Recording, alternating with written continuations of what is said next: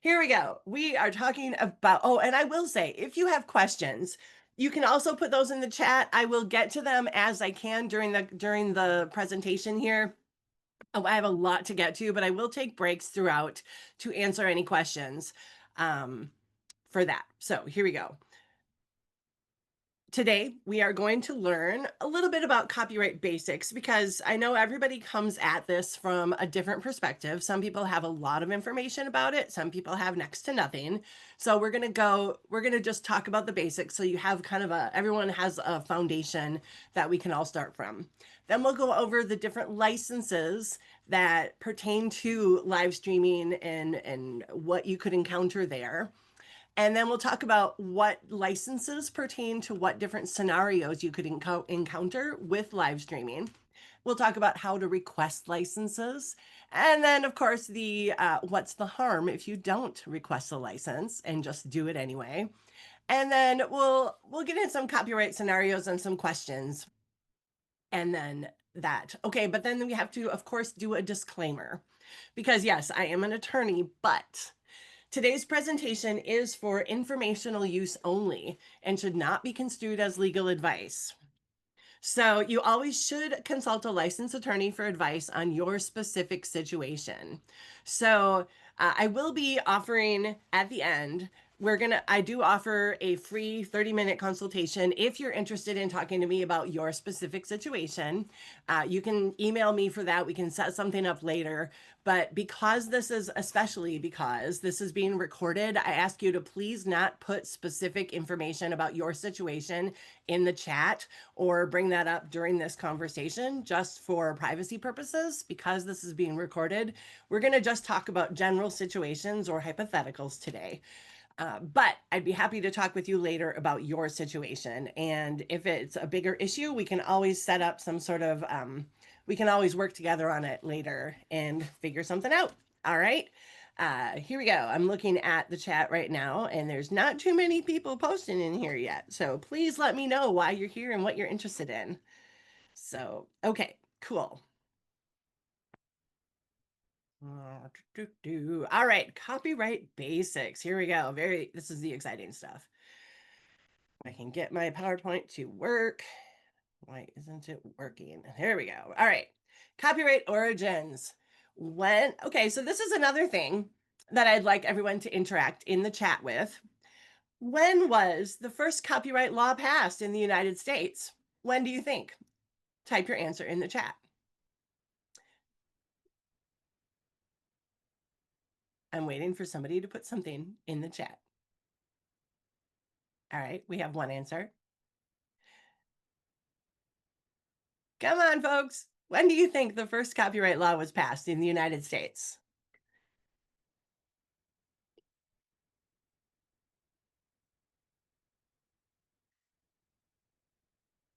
All right, this is great. Lots of good guesses here. Okay.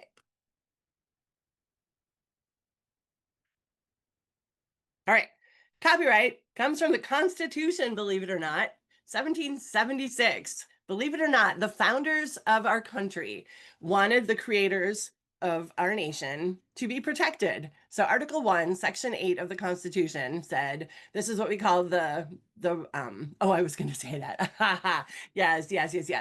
The Article 1, Section 8 said to promote the progress of science and useful arts by securing for a limited time to authors and inventors the exclusive right to their respective writings and discoveries. So it's important to know this has been around for a long time, and this has been something that we've always wanted people who create things to be protected for a little bit of time, for a limited time, and then to be given to the world so other people could learn from it. So just a little fun factoid. All right, the basic rights of copyright owners. You have, when you create something, you get what we in the biz like to call a bundle of sticks. You like my image there? A bundle of sticks, which each stick is a right that you get. You get the right of reproduction. So copies or phonorecords, which basically mean recordings. You can reproduce those. You can make copies of them. You can distribute. You can distribute copies or phonorecords to the public by sale, rental, lease, or lending. You can perform your work publicly. You can display your work. You can create derivative works, which are works that are based on your work. Or you can give other people the permission to do these things. And you can create sound recordings, and those can be performed publicly, but via digital audio transmission only. Now, you might say, well, what about just regular sound recordings? That's a whole nother thing. And that was a little wrinkle in the law. That's a whole nother thing. We'll talk about it later. But the copyright law as it stands now only protects digital audio transmissions. Isn't that interesting? All right, the duration of copyright. So if you're an individual and you register your copyright lasts for the life of you plus 70 years. So copyright lasts long after you pass. So this is something you can pass on to your heirs or whomever you like. So that's another thing I counsel my clients on is who are you going to pass on your copyright to? You have to include it in your will, or it also gets included as a part of your residual estate. So it goes on for 70 years past your death. Or if you work for a company and they hire you to write something, they actually own your copyright. And that lasts for 95 years from the date of publication. So that's the duration of copyright. There are exemptions to copyright where copyright doesn't come into play at all. And that's for face-to-face teaching. And there are, of course, rules to these things where face-to-face teaching, it has to be in a classroom or place of instruction, and it must be legally obtained. You can't just take something and use it and say, oh, I'm teaching with it. It has to be legally obtained. There's the TEACH Act, which is for distance education. So this came into play a lot during the pandemic, but this actually was put into place long before the pandemic. So there's a lot of different rules here. I'm not going to go into this because it's not exactly what we're talking about today, but in case you're interested, there is exceptions for distance education for things that you can use there. For religious services, the copyrighted material must be performed or displayed during a worship service at a house of worship or other religious assembly.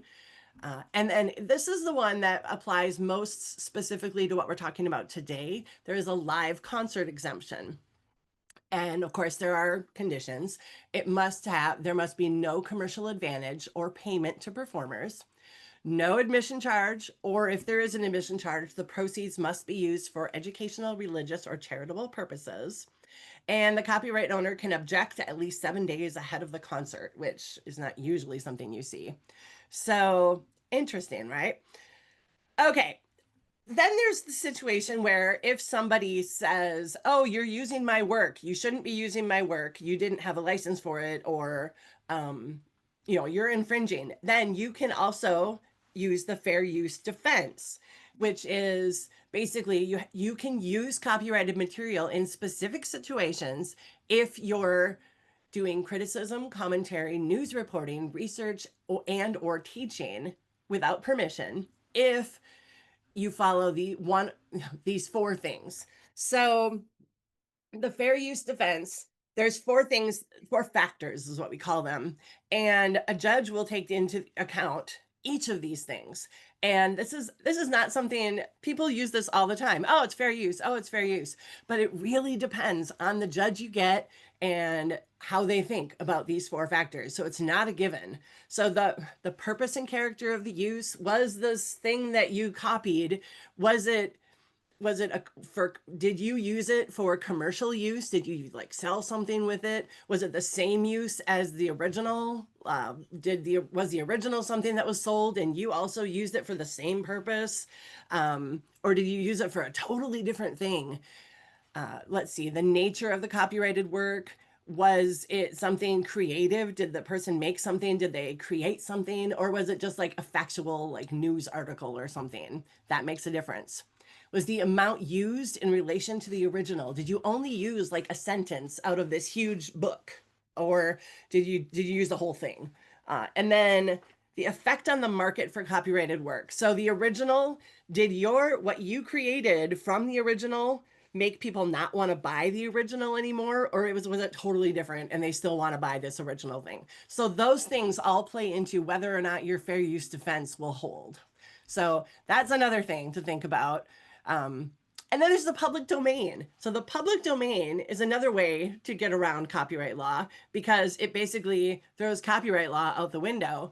And it means there is no copyright law on this thing because copyright law has expired.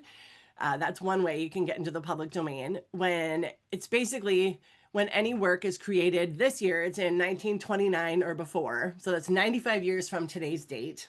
So every year, more stuff enters the public domain.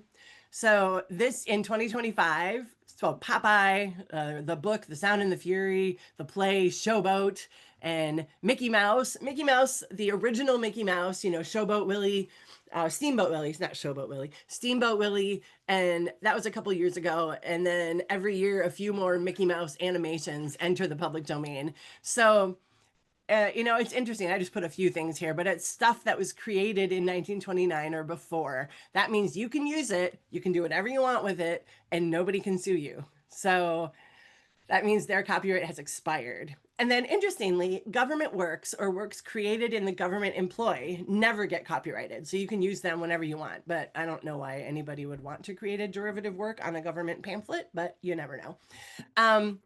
After that, okay, all sound recordings, interestingly enough, are protected until 2067 because originally, remember I talked about sound recordings?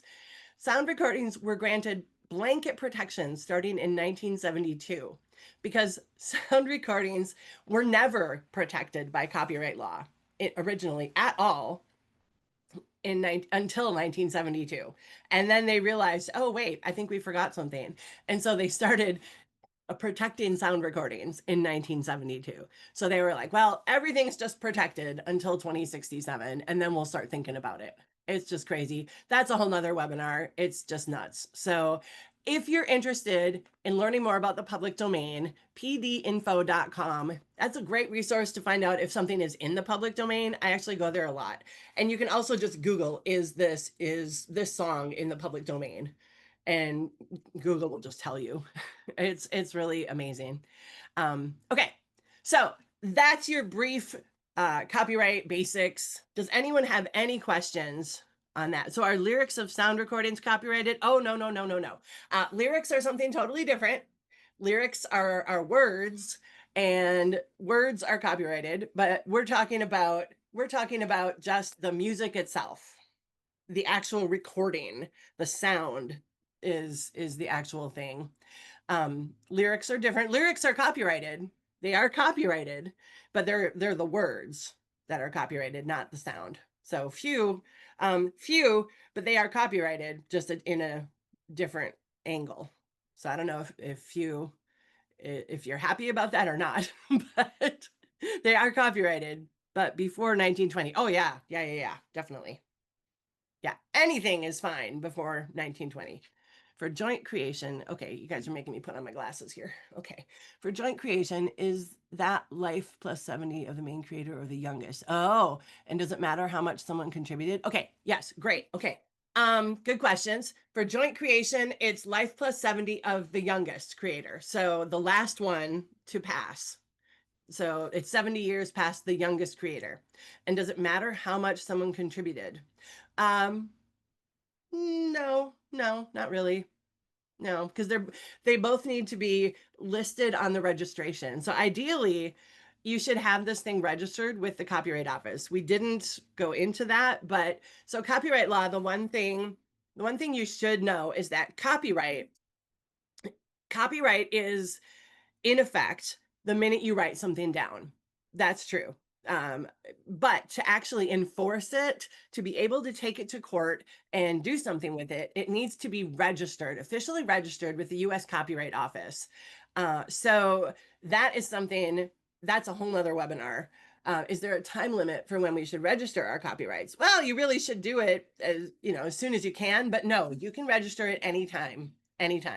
You just have to tell when you register it, you have to tell them when you first published it and when you first created it. You can estimate that stuff, but get as close as you can because that's what starts the clock on, that's when your protection starts. Like, so you can say, like, somebody was infringing my thing, So anyway, no, but I would say as soon as you can, it's fairly inexpensive to register something. It's I believe it's $65.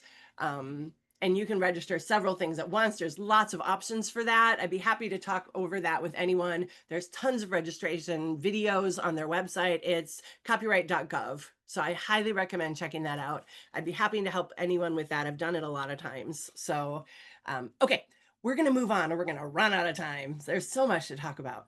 All right, licenses 101. Here we go. Okay, I know a lot of you aren't, not all of you are musician or here for musician things, but we're going to just go with this because this is an interesting question. What do you get when you purchase music or you purchase any other type of art? You get the right to play it or to teach the music. That's it. You don't get any other rights with this. You don't get the right to perform it. You don't get the right to record it or any of those things. You get the right to play it or use it, essentially. Interesting, right? Yep. Okay. So, well, what else am I supposed to do with it? Yes, you're obviously going to want to perform it. You're going to maybe want to record it. You're going to want to live stream it. But to do that, you need to get licenses. So there are, like we talked about, some performance exemptions that you don't need to get licenses for. And we talked about those. There's an educational use and live concert exemptions. But those are only used for live concerts. And that doesn't apply to live streams or videos of concerts or plays or anything live. You need to get a license or two. So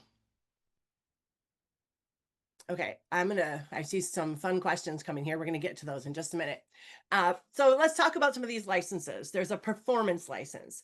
This allows copyrighted works to be performed in public. Okay, cool. Live streaming is considered a public performance.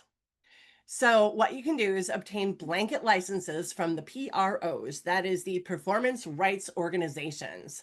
And these are ASCAP, BMI, CSAC. You may have heard of some of those. You can either do that by getting performance licenses from the publishers, or the building that you do the performance is in or the public venue should already have these licenses. And if they're a regular presenter of things, or even like school buildings or anybody that plays music in their building should already have these. So you really shouldn't have to worry about this. And then social media, if you're just posting onto like Facebook or YouTube or Instagram, SoundCloud, Twitch, or any of those social media platforms, most of those already have blanket licenses with ASCAP or BMI or the big PROs. So you really shouldn't have to worry about this license, which is just putting it up there. Now, so this one, if you just do the social media. Now, if you're putting it on your website, your personal website, and it's not like embedded from YouTube or something like that. If you're just putting your video onto your website, you're going to have to get a performance license from ASCAP, BMI, whatnot. And those, they offer them for individual organizations posting on their websites. They're not very expensive, and they're based on how many songs you stream on there per year. And I can talk to you more about those, but that's just something you have to think about. So when in doubt, if you can stream through social media, that's going to be your cheaper. And then just embed that into your site. That's going to be your cheaper way to go. So that's something there. There's also a mechanical license, which allows audio recording and distribution via CDs, who even does that anymore, records, ringtones, permanent digital downloads, or interactive streams or other digital formats. You can see here anything that doesn't involve a video. So if you're anything you can just listen to audio wise needs a mechanical license. And there's a place called the Harry Fox Agency, excuse me, where you can just call them, email them. They even have a website that you can just sign up and tell them what you're recording, and they'll just give you a price. Those are pretty easy to get, and they'll just organize it all for you and give you a price. Then there's the video sync license. So you either need mechanical or video sync if you're making something without pictures or with pictures. So this is making a video. And this is what you need if you're going to put something on social media that's going to stay there. So say you're live streaming, but it's also going to create a video that's going to stay there, like on YouTube. So this it allows you to make a video with music. It basically allows you to merge music with pictures. And this you can only get from the publisher or the copyright owner for that particular song. So more to come on how to do this. And then there's the master recording license. So this allows the use of a pre-recorded track in a recording. So this, sometimes you want to make a recording, but you don't have any musicians to provide the background music. You're going to use a CD, or you're going to use a track from something, or some downloaded music. So you're going to have to get permission from the people who made that downloaded music to use it in your video. So that's what this is, master recording license. And you would contact the people who made that track to get that recording, to get that permission. All right, so then there's some other stuff. There's other licenses. These don't necessarily pertain to live streaming, but they are out there. There's the print or copying license. If you found something that's out of print, or you need more copies and something's like on back order from a music store or whatnot, you can get that from the publisher. There's an arrangement license. You want to make an arrangement of a song and you can't find it anywhere in a music store already done, so you want to get permission. There's performing dramatic works or grand rights. This is when you want your group to sing and dance to a song. You want to perform it, but you're going to have costumes. You're going to do, you're going to basically you're going to tell a story with a song, essentially. That you can only get from the rights holder, from the publisher, because the performing rights organization just gives you, the right to perform it without costumes and dancing and whatnot. So those are the other rights. So live streaming, it's just a lot. So, okay, this is our second one. Second break. I have many paintings. Do I have to copyright all of them? Well, that depends. I mean, it really depends whether you so the difference, copywriting, just by making the paintings, you have a copyright in them, just so you know. Every time you put something down in a tangible format, so you've already got the copyright. The registration is what makes it enforceable, put it that way. So do you have to register all of them? That's up to you. That's up to you. And how about art that I have sold? See, when you sell it, you still own the copyright. You're just selling the work. You didn't sell them the copyright. So it depends on what your level of risk is and how comfortable you are with that. If you think somebody's going to infringe you and you think there's a good risk for that and you want to protect that, I would register it. And if you want to pass that on to other generations, a good way to protect that and to be able to map that in the future and to say, this is what I'm giving you, here's my registration, register it. And I can help you with that. So I always recommend registering things if it's got value to you, and definitely do it. It doesn't cost much. Something came up that I need to go to. Okay, that's good. All right. My son recommended using public domain music. Oh yeah, definitely. There were some musicians that make free to use music as long as they don't make money off it, and I give credit to them. Yeah, there's a lot of sites out there that offer royalty-free music, and it's for these kind of things. Like, so then you don't have to worry about doing all this kind of stuff. So that's always a great way to go. Royalty-free music, because there's royalty-free images out there too, royalty-free beats, royalty-free, all that kind of stuff. That's what we're talking about here too. If you want to use that, you can avoid doing all this licensing, because people just, they must get something out of it from the person from the site that provides it. Maybe they get ad revenue or something. But does copyright apply to public artists such as murals? Yeah, yeah, yes, it does. There is a copyright. Yes. Yes, it does. And it's different, but I mean, it's not different. It's just like you still own it. You still own it. But that's a different kind of a case by case scenario. we'd have to talk about that one and who owns it, who it was done for, whether it was a work for hire or whether, just tracing it back to who actually created it and who owns it. But yes, there's still a copyright there somewhere for sure. Okay, now we're going to talk about what licenses you need for what situation. Now, you all may have different situations, and I would love to talk about those individually if you have different situations than these. But okay, if you're only doing a live stream, you're just putting something out there and then it's going to go away again. No one's going to see it anymore. Then you just need a performance license, and you might need that video sync, but again, not if it's going to go away and no one will see it again. So again, I'm only going to say this one more time, but remember with performance licenses, if you put it on social media, they have those blanket licenses, so you don't necessarily need to do anything. You can just live stream on those public platforms and you're good. You don't need to get a separate license for that. Now, if you're doing it, if you're live streaming only, still again, live stream, no recording, or you're not gonna make a recording of it that's gonna live there again, but you're using a recorded accompaniment. So that performance license, but again, it's covered if you're doing it on Facebook. Probably don't need that video license if it's not gonna make a video, but you still need that master recording license because you're live streaming using a recorded accompaniment. All right, live stream with a recording. So you need that performance, you need the video license, but you're not using a master. So you just need the video.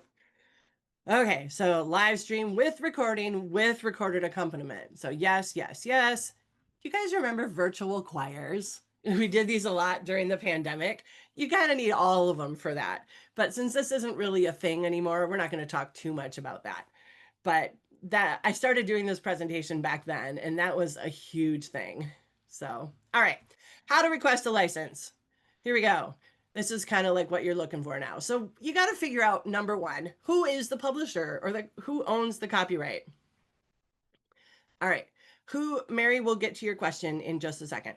I want to make sure we get through this part. Find the publisher or the copyright holder of the piece you want to license.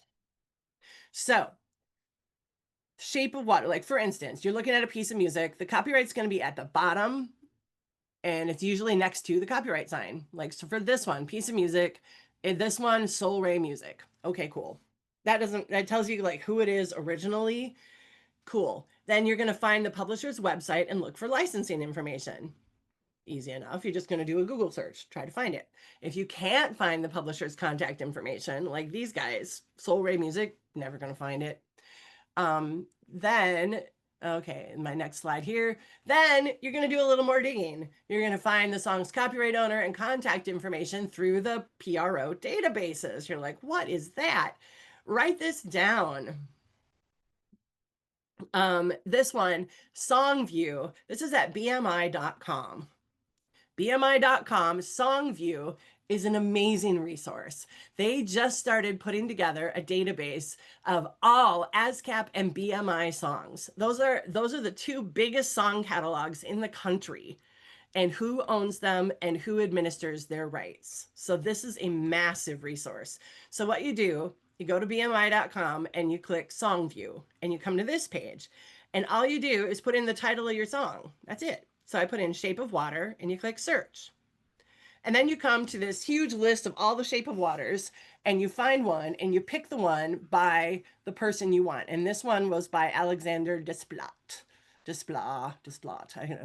Anyway, so it opened up this little thing and you find Soul Ray Music. You click on the little arrow here and here it is.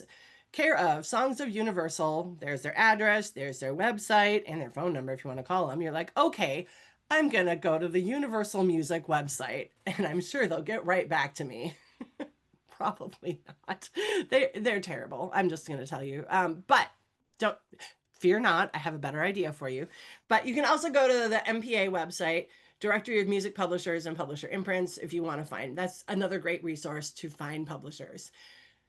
If you don't have time, because there's not a lot of time in the world and you all have so many other things to do.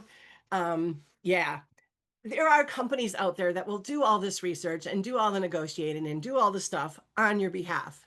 They do take a little fee, but sometimes that is so worth it. I don't get a fee for endorsing any of these folks. I'm just saying I know people at these companies and they all do great work. So I would recommend taking a look at them. School music license, they work with schools and they give licenses. They basically, all these guys work with specific publishers and they represent their catalogs. And so if you want to use songs by any one of the publishers in their stable, so to speak, they will contact those publishers, tell them what you want to do, and they'll basically give you a quote, and they'll give you the licenses you need. They'll work with the publishers and then they'll do all the work and they'll just give you a bill and give you the license. And it's really that simple. So, school music license works just with schools. Tresona works a lot with all kinds of different organizations, a lot of nonprofits. So, I would definitely check with them. And Easy Song works more with the individual artists that are looking to like do cover songs or just a lot more individual artists here. So, I would check, definitely schools. This one more nonprofit organizations. A lot of schools here too. Easy Song, more individual artists and nonprofits here too. But definitely Tresona.com, EasySong.com, SchoolMusicLicense.com. I mean, their websites are pretty basic, or you can just Google them. But I would definitely look into that because trying to get a hold of Universal Music through their website, it's like you can try it if you want to try going into there, but the wait time to get something from them, it can be really long because as you can imagine, they get a lot of requests and you need to allow time to get all this stuff worked out because I will tell you right now, um, just because they didn't get back to you, that doesn't mean you can just go ahead and do it. Well, I tried, they didn't get back to me. Doesn't matter. You need to get a license and you need to get somebody to give you something in paper that says you have permission. So, okay. How are we doing on time here? Oh, we're actually doing okay. Okay. I'm gonna pull my before I get to the what's the harm scary slide. I'm gonna go into the chat one more time here. Okay, we'll start up here. What if you're just live streaming an event on your website or Facebook page? Okay, if you're streaming, number one, on your Facebook page, that's okay. Your Facebook page, your you won't need a performance license because again, that's likely covered by the blanket license that Facebook has with all of the PROs. However, you're gonna need a sync license for whatever you're streaming, a synchronization license, because Facebook's gonna make a video of that regardless, unless you tell it not to, because I think there is a way to check a box that says don't save this on my page. So if you check that, likely you're okay, hypothetically. So if it doesn't save a video on the page, then it won't make a video. You're just live streaming. If you are just live streaming an event on your website and it's not going through one of those public the social media things, then you're going to need a PRO license, an ASCAP or a BMI streaming license for your website because that is a public performance. They're not very expensive, but you need it. You need to get it because it's not going it's a public performance and you need permission to do it. You need a license. So I can talk you through that, Mary. Oops, I probably shouldn't have said your name. But since this is being recorded, I can talk you through it if you have questions on that. But when in doubt, try to go through one of the social media sites. Okay. Yes, that's when we all tried to figure out. Yes, virtual choirs. Yeah. Oh my goodness, it was a lot. Do you need a license to live perform to recorded music, drag, flash mobs? Live perform to recorded music. Maybe. It depends. That's flash mobs, etc. That's a tricky one. And likely it sounds like that's a spontaneous thing. Is that a spontaneous thing? Eh. If it's something you can pre-plan, likely, yes. Because if you're gonna live stream, yes. No? Yes. All right. It's okay. We can talk more about that. But if it's something that you not to live stream, just perform. Oh, um, it depends on where you're performing. If you're performing in a building that already has a license with one of these with one of the PROs, if you're performing in a building that normally hosts performances, then you're probably covered because that building probably has a blanket license with all of these PROs anyway, because most venues that host performances should have those licenses as just a regular course of business. Okay. Cool. Oh, these are great questions. Great questions. Okay. Now, what's the harm? Say you do all this stuff anyway, and you know well, whatever. I don't need nobody I know has ever gotten sued, right? If you're found guilty of infringement, this is what could happen. There are statutory damages for copyright infringement, and that's what this would be. There are simple cases, if you are sued and it goes to court, $750 to $30,000 per case where the infringer was not aware that they were infringing. And I'm sorry to say, by virtue of either watching this recording or being here today, you are all aware now. So this doesn't apply to you any longer. So, purposeful infringement, this is where you are now because you know the rules now. $150,000 per case because you know that what you should be doing. Purposeful infringement for commercial advantage, where you make money because you're infringing. $250,000 per case, or 5 years in prison, or both. Yikes. Um, and even if you settle out of court, which is what happens with most cases, they settle, they don't get that far. And they settle for some sort of, dollar amount. You still could lose your job. You could lose your professional reputation. It's likely your organization will get sued. They'll be very mad at you. And I will say, with the advent of AI and the bots that are out there searching websites, that's where most of this stuff happens now, where people will find something on a website. Oh, that's a cute picture. They'll copy it and they'll paste it onto their website or their blog or something. I worked with a client earlier this year that got a cease and desist letter from a big organization, and that's all they did. They had these AI bots that went out searching websites for infringing images. And the one they found, this was a nonprofit organization. They wrote a blog like 10 years ago, and it was out there, and nobody even looked at it anymore. It was very old. The people who wrote the blog and even ran the organization weren't even there anymore. So they didn't even know if there was a license anywhere. All the paperwork was gone. So the organization that sent them the letter, they had to pay a fine essentially. And so we got the fine down a little bit, but they had to pay a fine because they didn't know if they had a license or not. Like they had no idea. So they had to pay a fine for it. It wasn't a huge fine, but it was still a fine. So there are these bots out there that are looking, and I encourage you, things that you think nobody will find are very findable these days. So just be aware of what's out there, because and if you have licenses for things, please know where they are and be sure you can find them, because things are findable these days. And this was a big media company that owned a lot of intellectual property and a lot of images, and especially photo companies that own like stock photos and that kind of stuff. They're big enough to have bots that can be out there looking for things. So just be careful with that kind of stuff. Best practices. Oh, high schools need, I think you mean PROs.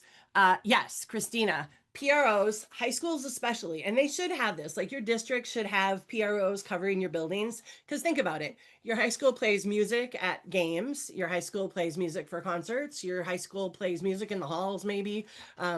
Schools definitely need an ASCAP license, BMI licenses. They likely have them because it's just part of it. You probably don't know anything about it because it's not really something that people talk about, but I'm sure they have it. I'm sure they do. That's like part of every district. So yeah, every building, every bar, every restaurant, every shopping mall, every building that plays music, in any part of their business should have a license with a PRO, performing rights organization, to cover that performance license for music that's being played. So a lot of people don't know that those exist, but they do. So, best practices in the digital age that we're in, just know what licenses you need, know that they're out there, learn how to contact the publishers about licenses, or, know who to find to do that for you. Allow plenty of time for responses. We talked about this. No response does not mean you're good to go. And model copyright compliance for your students or your participants or whomever you work with. Create a copy-free zone in your program or your school or whomever or whatever you work with. Okay, time for questions. And I'm going to put my information up here. This is me. I will talk about, if you would like to talk more about your specific situation, I am happy to set up a 30-minute consultation